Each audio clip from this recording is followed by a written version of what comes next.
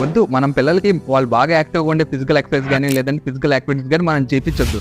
ఎందుకంటే వాళ్ళు మనకంటే బాగా ఇంటెలిజెంట్ అయిపోయి మన ప్రాపర్టీస్‌ని అమ్మేసి మన ఇంటి నుంచి బయటికి తోలేస్తారు గదా!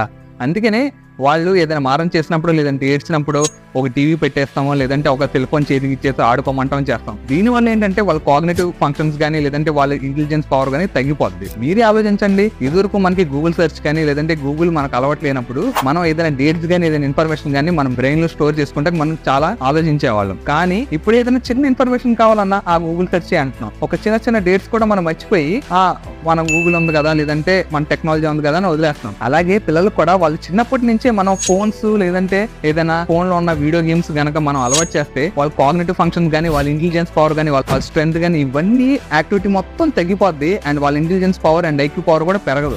ఇంకో కొంతమంది పేరెంట్స్ ఏంటంటే చాలా గొప్పగా ఫీల్ అవుతారు. మా పిల్లోడు ఫోన్స్ ని ఆపరేట్ చేస్తున్నాడు, ట్యాబ్స్ ని ఆపరేట్ చేస్తున్నాడు, లేదంటే ఐప్యాడ్స్ ని ఆపరేట్